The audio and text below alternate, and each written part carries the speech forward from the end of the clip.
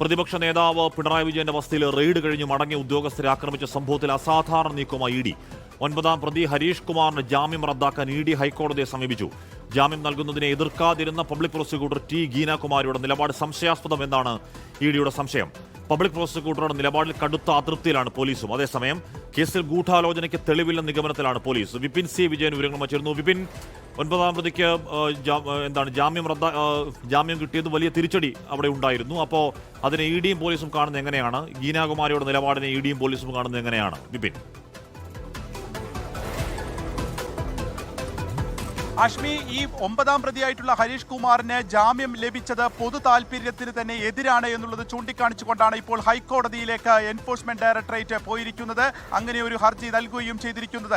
സർക്കാരിന് മുൻപ് തന്നെ ഈ ജാമ്യം ലഭിച്ചതിൽ അപ്പീലുമായി ഇഡി പോകുന്നു എന്ന് പറയുമ്പോൾ സഗൗരവവും ഈ കേസ് ഇഡി കാണുന്നു എന്നുള്ളത് തന്നെയാണ് അതിൽ നിന്നും നമുക്ക് മനസ്സിലാക്കാൻ കഴിയുന്നത്. 9ാം പ്രതിക്ക് ജാമ്യം ലഭിക്കുന്നത് ഈ കേസിന്റെ മുന്നോട്ടുള്ള പോക്കിനെ തന്നെ ബാധിക്കുമെന്നും അങ്ങനെ ജാമ്യം ലഭിക്കുന്നതിന് വേണ്ടി പബ്ലിക് പ്രോസിക്യൂട്ടർ ഒത്തുനിന്നു എന്നുള്ള സംശയം കൂടിയാണ് ഇഡി ഇപ്പോൾ ചൂണ്ടിക്കാണിക്കുന്നത്. ഒപ്പം തന്നെ ഇതിലൊരു ഗൂഢാലോചനയുണ്ട്. CPM നേതാക്കൾ ഉൾപ്പെടെയുള്ളവർ ഇതിലൊരു ഗൂഢാലോചന നടത്തിയിട്ടുണ്ട്.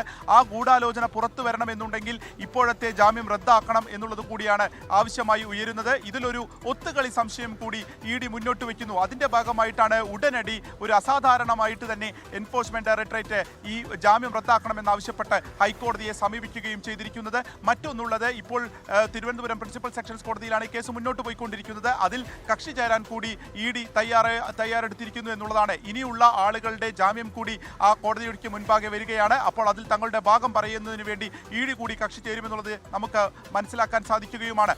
അന്വേഷണ ഉദ്യോഗസ്ഥനെ മ്യൂസിയം എസ് യഥാർത്ഥത്തിൽ ആ ജാമ്യത്തെ എതിർക്കായിരുന്നില്ലേ കോടതിയിൽ? എന്നിട്ടും പോലീസ് റിപ്പോർട്ടിന് വിരുദ്ധമായാണോ പ്രോസിക്യൂട്ടർ ഗീനാകുമാരി കോടതിയിൽ വാദിച്ചത്? അപ്പോൾ അങ്ങനെ വരുമ്പോൾ ഇഡിയുടെയും പോലീസിന്റെയും സംശയങ്ങൾക്ക് എന്തോ അടിത്തറ ഉണ്ടെന്ന് കരുതേണ്ടി വരില്ലേ വിപിൻ?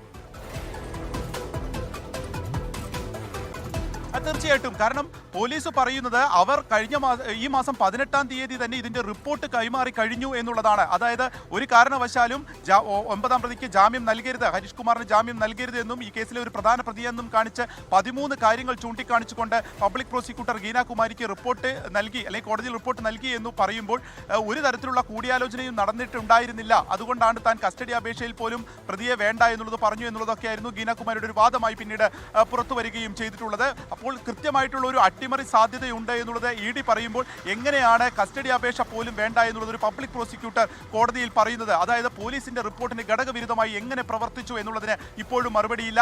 അതുമായി ബന്ധപ്പെട്ടാണ് പ്രോസിക്യൂട്ടർ അഡ്വക്കേറ്റ് ജനറലിന് പരാതി നൽകിയിരിക്കുന്നത് പോലീസ് തന്നെ. ഈ പോലീസിന്റെ പരാതി ഇപ്പോൾ പരിശോധിക്കുകയാണ്. സ്വാഭാവികമായിട്ടും പബ്ലിക് പ്രോസിക്യൂട്ടറെ മാറ്റും, ഗീനാകുമാരിയെ മാറ്റാനുള്ള ഒരു സാധ്യത തന്നെയാണ് ഇപ്പോൾ നിൽക്കുന്നത്. കാരണം സർക്കാർ വളരെ ഗൗരവത്തോടു കൂടി കാണുന്ന ഒരു കേസ്, ആ കേസിൽ ഒരു പ്രതിക്ക് ജാമ്യം കിട്ടുന്നതിന് വേണ്ടി കസ്റ്റഡി അപേക്ഷ പോലും വേണ്ട എന്നുള്ളത് പബ്ലിക് പ്രോസിക്യൂട്ടർ തന്നെ കോടതിയിൽ പറയുന്നു. അങ്ങനെ ജാമ്യം ലഭിക്കുന്നു എന്ന് പറയുമ്പോൾ ഇതിൽ പോലീസിന്റെ വാദങ്ങൾക്ക് പോലും ഒരു പ്രസക്തിയുമില്ലാത്ത അവസ്ഥ ഉണ്ടായി എന്നുള്ളത് നിസ്സംശയം പറയാം. അതിന്റെ ഭാഗമായിട്ട് ഒരു പബ്ലിക് പ്രോസിക്യൂട്ടറെ വെച്ചുകൊണ്ട് തന്നെ മുന്നോട്ട് പോകണമെന്നുള്ളൊരു ആവശ്യം കൂടി ഇപ്പോൾ അഡ്വക്കേറ്റ് ജനറലിന് മുൻപിൽ പോലീസ് പറഞ്ഞിട്ടുണ്ടെന്നാണ് ഈ ഘട്ടത്തിൽ നമുക്ക് മനസ്സിലാവുന്നത്. കേസ് കൂടുതൽ ബലം പ്രാപിക്കുമെന്നുള്ളതും ഉറപ്പാണ്.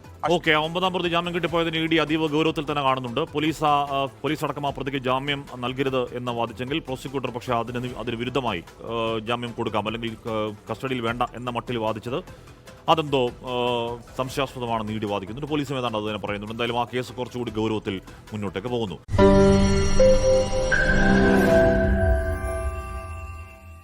ലോകത്തെവിടെയായാലും ഏത് സമയത്തും 24 വാർത്തകളും ഓഗ്മെന്റഡ് റിയാലിറ്റി പാക്കേജുകളും എക്സ്പ്ലെയിനറുകളും വിശദമായി കാണാൻ ഞങ്ങളുടെ യൂട്യൂബ് ചാനൽ നിങ്ങൾക്ക് സബ്സ്ക്രൈബ് ചെയ്യാം.